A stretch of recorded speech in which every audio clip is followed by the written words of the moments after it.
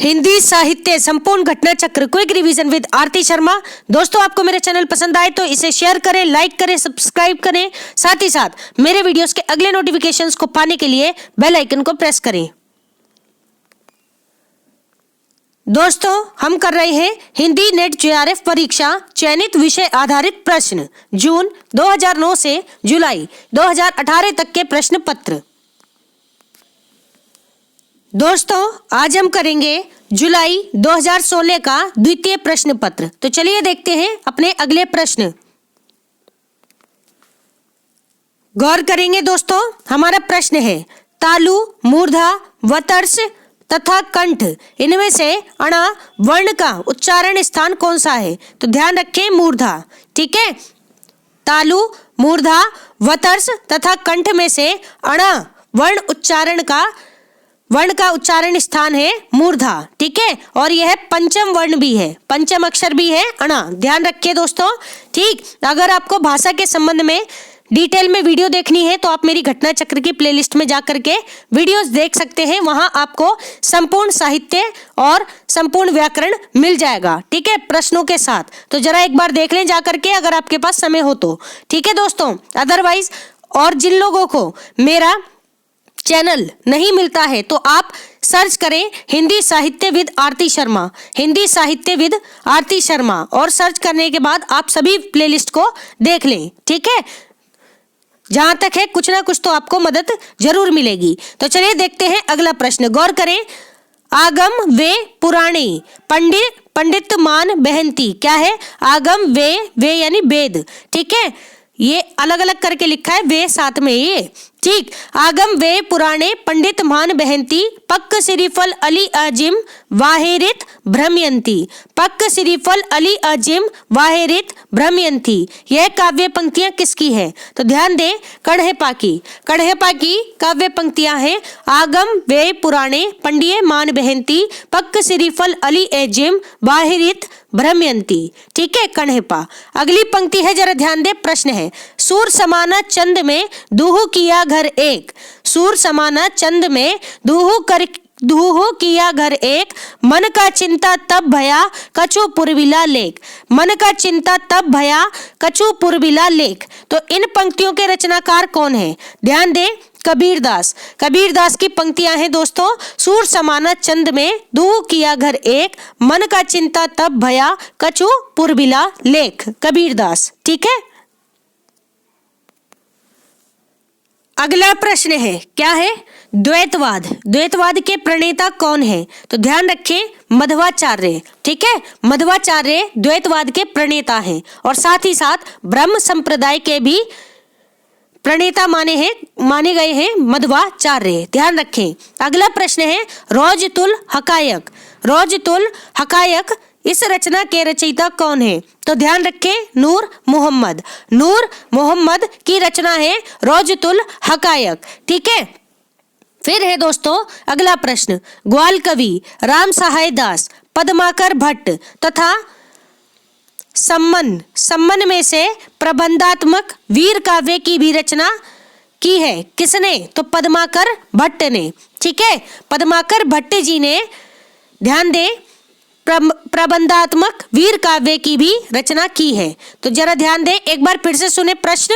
ग्वाल कवि राम सहाय दास, ठीक है, पद्माकर भट्ट तथा सम्मन, इनमें से प्रबंधात्मक वीर काव्य की रचना की है किसने?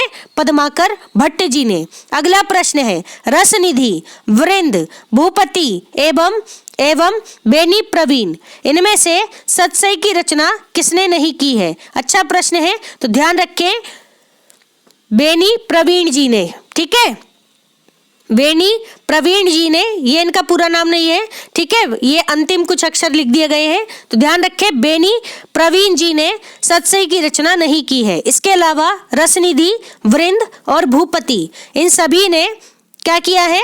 सतसई की रचना की है। ठीक है, और बिहारी की रचना है सतसई। ठीक है, सतसई एक रचना नहीं है, सच सही पर कई सारी टीकाएं लिखी गई हैं। ठीक है, ध्यान रखें, मूल रचना बिहारी की है। जरा ध्यान दें, भ्रमरदूत, भ्रमरदूत के रचनाकार कौन है? तो ध्यान रखेंगे सत्यनारायण कविरत्न, सत्यनारायण कविरत्न जी की रचना है भ्रमरदूत। वहीं अगर हम बात करें, एक रचना है भंवर गीत। कौन सी? भंवर गीत। ठीक है, भंवर, ये स्पेलिंग स्टार्टिंग में रहेगी, तो ये किसकी है? भंवर गीत नंददास की। ठीक है, और भ्रमरदूत किसकी है? सत्यनारायण कविरत्न की। और उद्धव शतक ये किसकी है? तो ध्यान रखें जगन्नाथ दास रत्नाकर जी की। ठीक है, ये कुछ कॉमन कृतियां हैं, ध्यान रखें। अगला प्रश्न है, ध्यान दें, काम मंगल से मंडित श्रेय, सर्ग इच्छा का परिणाम, तिरस्कृत कर उसको तुम भूल, बनाते हो असफल भवदाम।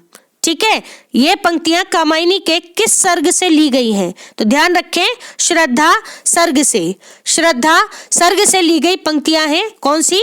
ध्यान रहे, काम मंगल से मंडित श्रेय, सर्ग इच्छा का परिणाम, तिरस्कृत कर उसको तुम भूल, बनाते हो असफल भवदाम। ठीक है, तो ये पंक्तियां कामायनी के सर्ग श्रद्धा से ली गई पंक्तियां हैं। फिर है अगली पंक्तियां, कल्याण की राजतरंगिणी, कल्याण की राजतरंगिणी पर आधारित जयशंकर प्रसाद जी का नाटक कौन सा है? तो ध्यान रखें विशाख, विशाख कल्याण की राजतरंगिणी पर आधारित जयशंकर प्रसाद जी का नाटक है। ठीक है, और राजतरंगिणी किसकी पुस्तक है? कल्याण की, ध्यान रखें। और ध्यान रहे कल्हण कौन थे? तो चंद्र बरदाई जी के पुत्र थे कल्हण।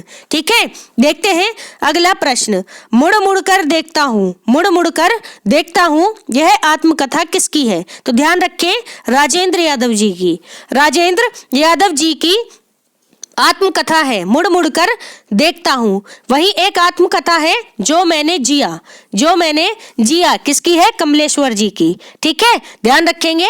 देखते हैं अगला प्रश्न, मणिकर्णिका, मणिकर्णिका इस रचना के लेखक कौन है? तो ध्यान रखें तुलसीराम, तुलसीराम की रचना है मणिकर्णिका। फिर है दोस्तों रचना यानी उपन्यास महाकाल। कौन सा? महाकाल। इसके लेखक कौन है? तो ध्यान रखें अमृतलाल नागर जी, अमृतलाल नागर जी का उपन्यास है महाकाल। ठीक है, अगला प्रश्न है, जरा देखें। अगला प्रश्न है, ध्यान दें, कॉमरेड का कोट इस कहानी के लेखक कौन है? कॉमरेड का कोट। तो ध्यान रखें सृंजय, सृंजय की कहानी है कॉमरेड का कोट। अगला प्रश्न, भारतेंदु हरिश्चंद्र के रूपकों में से भाण क्या है? ठीक है, भाण किस में है? तो ध्यान रखें विशस्य विष्म औषधम, विशस्य विष्म औषधम रचना में भारतेंदु हरिश्चंद्र के रूपकों में से भाण उपस्थित है। ठीक है, अगला प्रश्न है सूरदास, यह कथन है, जरा ध्यान दें, सूरदास जब अपने प्रिय विषय का वर्णन शुरू करते हैं तो मानो अलंकार शास्त्र हाथ जोड़कर उनके पीछे पीछे दौड़ा करता है। क्या कह रहे हैं? सूरदास जब अपने प्रिय विषय का वर्णन शुरू करते हैं तो मानो अलंकार शास्त्र हाथ जोड़कर उनके पीछे पीछे दौड़ा करता है। उपमाओं की बाढ़ आ जाती है। क्या आ जाती है? उपमाओं की बाढ़ आ जाती है, रूपकों की वर्षा होने लगती है। ठीक है, उपमाओं की बाढ़ आ जाती है और रूपकों की वर्षा होने लगती है। तो ये कथन किसका है? हजारी प्रसाद द्विवेदी जी का। ठीक है, हजारी प्रसाद द्विवेदी जी का कथन है, किसके संबंध में? ध्यान रखें सूरदास के संबंध में। ठीक है, अगला प्रश्न है, जरा ध्यान दें, क्या है? भरत मुनि के रस सूत्र। ठीक है, भाव विभाव व्यभिचारी संयोग दस निष्पत्ति, कुछ इस तरह का रस सूत्र है। किसने दिया है? आचार्य भरत मुनि ने। तो इसके व्याख्याता भट्टनायक के सिद्धांत का नाम क्या है? तो ध्यान दें भुक्तिवाद, भुक्तिवाद ये किसका सिद्धांत है? भट्टनायक जी का। किसने दिया? भुक्तिवाद किसकी व्याख्या? भुक्तिवाद व्याख्या है ये। ठीक है, किसकी? तो भरत मुनि के रस सूत्र की। ठीक है, किसने दी ये व्याख्या? तो ध्यान रखें भट्टनायक ने। ठीक है, याद रखेंगे दोस्तों। अगला प्रश्न है, जरा ध्यान दे दोस्तों, क्या है? वक्रोक्ति सिद्धांत के प्रवर्तक आचार्य कौन है? तो ध्यान रखें आचार्य कुंतक। आचार्य कुंतक का सिद्धांत है वक्रोक्ति सिद्धांत। फिर है अभिव्यंजनावादी सिद्धांत के प्रवर्तक आचार्य कौन है? तो ध्यान रखें क्रोचे, बेनिडेत्तो क्रोचे इनका सिद्धांत है, जिसके प्रवर्तक हैं क्रोचे। कौन सा सिद्धांत? अभिव्यंजनावादी, ठीक है, पाश्चात्य आचार्य हैं। फिर है अगला प्रश्न, प्रेमचंद और उनका युग। प्रेमचंद और उनका युग इस रचना के लेखक कौन है? तो ध्यान रहे रामविलास शर्मा जी। रामविलास शर्मा की रचना है प्रेमचंद और उनका युग। ध्यान रखेंगे दोस्तों। अगला प्रश्न है, जरा ध्यान दें, क्या है? ध्यान दें, रचना काल की दृष्टि से कवियों का सही अनुक्रम क्या है? तो सबसे पहले है कवि स्वयंभू। कौन? कवि स्वयंभू, जिनकी रचना है पौमचर्यू, ठीक है, रिट्ठोमी चर्यू, ठीक है। तो ये सब इनकी रचना है। 8वीं शती इनका समय है। कौन सी? 8वीं शती, ठीक है। फिर है कौन? कवि पुष्पदंत। पुष्पदंत आचार्य, पुष्प आचार्य नहीं, ठीक है, रचनाकार पुष्पदंत, ऐसे समझे। इनका समय है 8वीं शताब्दी, यानी 2 शताब्दी आगे। इनकी रचना है कौन सी? महापुराण, जो कि 2 भागों में है, आदि पुराण और उत्तर पुराण, ठीक है। तो ध्यान रखेंगे, तिष्ठी महापुरुष गुणा अलंकार, ये बात भी इन्होंने कही है, ठीक है। 63 सलाखा पुरुषों का वर्णन इन्होंने किया है अपनी रचना महापुराण में। किसने?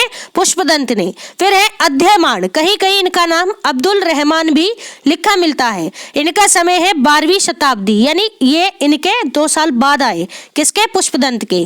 तो इनकी रचना है कौन सी? संदेश रासक, ठीक है, याद रखें 12वीं शताब्दी, अध्ययमान या अब्दुल रहमान। फिर है दोस्तों हेमचंद्र, आचार्य हेमचंद्र, इनका समय है 12वीं शताब्दी, यानी कि ये समकालीन थे किसके? अध्ययमान के। कौन? हेमचंद्र, ठीक है।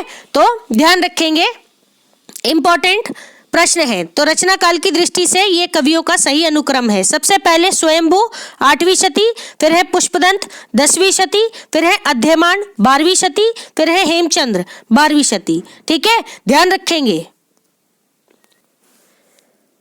अगला प्रश्न है, ध्यान दें, जन्म काल के अनुसार कवियों का सही क्रम क्या है? तो सबसे पहले देखें कवि बिहारी लाल रीतिकालीन कवि हैं, रस सिद्ध कवि हैं। ये सीधा सीधा प्रश्न बनता है, रस सिद्ध कवि कौन है? तो बताएंगे बिहारी लाल। इनका समय है 1603 ईस्वी। कौन सी? 1603 ईस्वी। फिर है कवि देव, ठीक है, इनका समय है 1673 ईस्वी, देव का समय। फिर है भिखारी दास। कौन? भिखारी दास, ठीक है। तो ये ध्यान रखें, इनका समय है 1721 ईस्वी। कौन सा? 1721 ईस्वी। और ध्यान रखें ये कौन है? तो रीतिबद्ध श्रेणी के कवि हैं भिखारी दास, देव और भिखारी दास, ठीक। फिर है पद्माकर। कौन?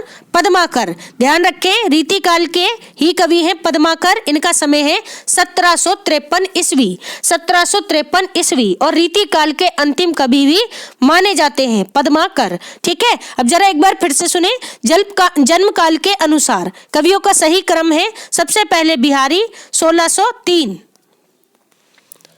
क्या समय है कवि बिहारी का? 1603 ईस्वी। फिर है देव 1673 ईस्वी। फिर है भिखारी दास 1721 ईस्वी। फिर है पद्माकर 1753 ईस्वी, ठीक है। अगला प्रश्न है, जरा ध्यान दें, जन्म काल की दृष्टि से कवियों का सही अनुक्रम क्या है? तो गौर करेंगे, सबसे पहले कवि हैं हरिवंश राय बच्चन जी, ठीक है, हरिवंश राय बच्चन जी, जिनकी कविता है कोशिश करने वालों की कभी हार नहीं होती। क्या है?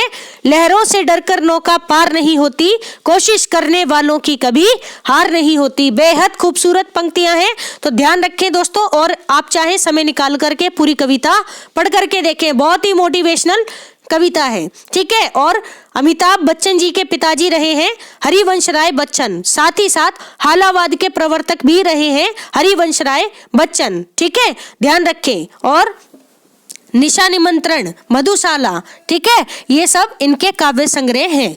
ध्यान दें, इनका समय है 1907 से 2003 ईस्वी, 1907 से 2003 ईस्वी। फिर है गोपाल सिंह नेपाली, गोपाल सिंह नेपाली, इनका समय है 1911। गोपाल सिंह नेपाली, इनका समय है 1911 से 1963 ईस्वी, 1911 से 1963 ईस्वी। फिर है दोस्तों कौन, नरेंद्र शर्मा, नरेंद्र शर्मा, इनका समय है 1913 से 1989 ईस्वी।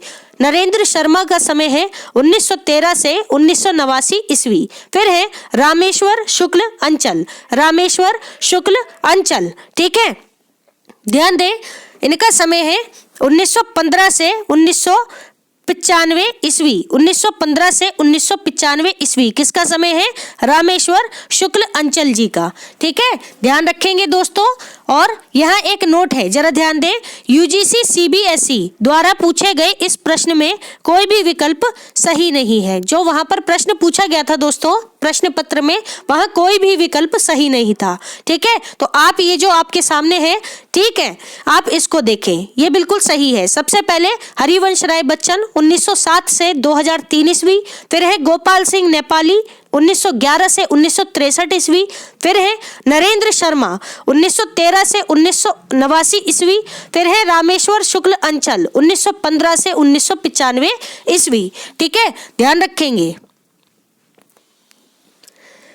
अगला प्रश्न है, जरा ध्यान दें, मैथिली शरण गुप्त की काव्य कृतियों का सही अनुक्रम क्या है। तो सबसे पहले मैथिली शरण गुप्त की काव्य कृति है कौन सी, पंचवटी, पंचवटी, जिसका समय है 1925 ईस्वी, पंचवटी का समय है 1925 ईस्वी। फिर है दोस्तों साकेत, साकेत का क्या समय है, तो 1931 ईस्वी, 1931 ईस्वी साकेत। फिर है यशोधरा, एक साल बाद आई साकेत के, यशोधरा, जिसका समय है 1932 ईस्वी। फिर है दोस्तों द्वापर, कौन सी, द्वापर, कब आई, 1936 ईस्वी में, 1936 ईस्वी में आई हुई कृति है द्वापर, ठीक है। और ये सभी किसकी हैं, मैथिली शरण गुप्त जी की काव्य कृतियां हैं। अब जरा एक बार फिर से सुनेंगे, पंचवटी 1925 ईस्वी, ठीक है। फिर है साकेत 1931 ईस्वी। फिर है यशोधरा 1932 ईस्वी। फिर है द्वापर 1936 ईस्वी, ध्यान रखेंगे। अगला प्रश्न है, प्रकाशन वर्ष की दृष्टि से काव्य संग्रहों का सही अनुक्रम क्या है। तो जरा ध्यान दें, सबसे पहले काव्य संग्रह है अभी बिल्कुल अभी, अभी बिल्कुल अभी, कब आया, 1960 ईस्वी में, 1960 ईस्वी में आया हुआ काव्य संग्रह है अभी बिल्कुल अभी। फिर है दोस्तों काव्य संग्रह जमीन पक रही है, जमीन पक रही है, 1980 ईस्वी, 1980 ईस्वी में। फिर आया क्या, उत्तर कबीर और अन्य कविताएं, उत्तर कबीर और अन्य कविताएं, ठीक है, 1995 ईस्वी में, 1995 ईस्वी में। फिर है बाघ, कौन सा, बाघ, ठीक है, ध्यान रखें, भगवती चरण वर्मा, ठीक है, इनकी भगवती चरण वर्मा या भवानी प्रसाद मिश्र, इनमें से किसी एक की रचना है बाघ। तो ध्यान दें, अभी मैं भूल रही हूँ नाम एक जैसे होने की वजह से, ठीक है, तो खैर अभी इग्नोर करें आप इसको, इसका समय देखें बस, बाघ, लेकिन इंपॉर्टेंट बहुत है इसका, आप याद कर लेना इसके राइटर, ठीक है। तो बाघ क्या है समय, 1996 ईस्वी, 1996 ईस्वी, ठीक है। अब जरा एक बार फिर से सुनेंगे दोस्तों, गौर करेंगे जरा, यहाँ पर क्या है, प्रकाशन वर्ष की दृष्टि से काव्य संग्रह का सही अनुक्रम है अभी बिल्कुल अभी 1960 ईस्वी। फिर है जमीन पक रही है 1980 ईस्वी। फिर है उत्तर कबीर और अन्य कविताएं 1995 ईस्वी। फिर है बाघ 1996 ईस्वी, ठीक है। देखते हैं अगला प्रश्न। अगला प्रश्न है, जरा ध्यान दे दोस्तों, क्या है, प्रकाशन वर्ष के अनुसार नाटकों का सही अनुक्रम क्या है। तो जरा ध्यान दें, सबसे पहले नाटक है नारद की वीणा, कब आया, 1946 ईस्वी में, 1946 ईस्वी में आया हुआ नाटक है नारद की वीणा। फिर है नाटक कोणार्क, कौन सा, कोणार्क, ठीक है, ध्यान रखेंगे, जगदीश चंद्र माथुर का नाटक है कोणार्क, कब आया, 1951 ईस्वी में। फिर आया नाटक अंधा कुआं, कौन सा, अंधा कुआं, किसका है, लक्ष्मी नारायण लाल जी का, ठीक है, नाटक है लक्ष्मी नारायण लाल जी का ही नाटक है अंधा कुआं। दोस्तों सेम इसी तरह की एक कृति और है धर्मवीर भारती की। ठीक है, गीति नाट्य है अंधा युग। ठीक है, तो कंफ्यूज ना हो, ध्यान से पढ़ ले। अंधा कुआं अलग है, अंधा युग अलग है। ठीक है, इसका समय है अंधा कुआं का क्या, 1955 ईस्वी, 1955 ईस्वी। फिर है सर्वेश्वर दयाल सक्सेना जी का नाटक। किसका, सर्वेश्वर दयाल सक्सेना जी का नाटक है बकरी। कब आया, 1974 ईस्वी में, 1974 ईस्वी में। अब जरा एक बार फिर से सुन ले। सबसे पहले नाटक है नारद की वीणा, 1946 ईस्वी। ठीक है, फिर है नाटक कोणार्क, 1951 ईस्वी। फिर है नाटक अंधा कुआं, 1955 ईस्वी। फिर है नाटक बकरी, 1974 ईस्वी। ध्यान रखेंगे। अगला प्रश्न है, जरा ध्यान दें। प्रकाशन वर्ष के अनुसार फणीश्वर नाथ रेणु के उपन्यासों का सही अनुक्रम है, क्या है, जरा गौर करें। प्रति परी कथा, प्रति परी कथा 1957 ईस्वी। ठीक है, प्रति परी कथा। ठीक है, 1957 ईस्वी फणीश्वर नाथ रेणु जी का उपन्यास है। फिर है दीर्घ तपा। कौन सा, दीर्घ तपा। कब आया, 1964 ईस्वी में, 1964 ईस्वी में आया हुआ फणीश्वर नाथ रेणु जी का उपन्यास है दीर्घ तपा। ठीक है, समय याद रखें, 1964 ईस्वी। ठीक है, इसके बाद है और 1954 में आया था, क्या है, इनका आंचलिक उपन्यास मैला आंचल। ठीक है, ध्यान रखें, किसका, फणीश्वर नाथ रेणु जी का। अगला नाटक है, जरा ध्यान दें। कौन सा, जुलूस। जुलूस है, कब आया, 1965 ईस्वी में, 1965 ईस्वी में आया हुआ उपन्यास है जुलूस। फिर है पलटू बाबू रोड, पलटू बाबू रोड। ये कब आया, 1979 ईस्वी में, 1979 ईस्वी में आया हुआ फणीश्वर नाथ रेणु जी का उपन्यास है। ठीक है, अब जरा एक बार फिर से सुनेंगे, ध्यान दें, गौर करेंगे दोस्तों। प्रकाशन वर्ष के अनुसार फणीश्वर नाथ रेणु जी के उपन्यासों पर सबसे पहले इनका उपन्यास प्रति परी कथा। कब आया, 1957 ईस्वी में। फिर आया इनका उपन्यास दीर्घ तपा, 1964 ईस्वी में। फिर आया इनका उपन्यास जुलूस, 1965 ईस्वी में। फिर आया इनका उपन्यास पलटू बाबू रोड। कब आया, 1979 ईस्वी में। तो ध्यान रखिए दोस्तों, यहाँ एक ट्रिक मैंने अपने टाइम पर बनाई थी, तो आप सुन सकते हैं, चाहे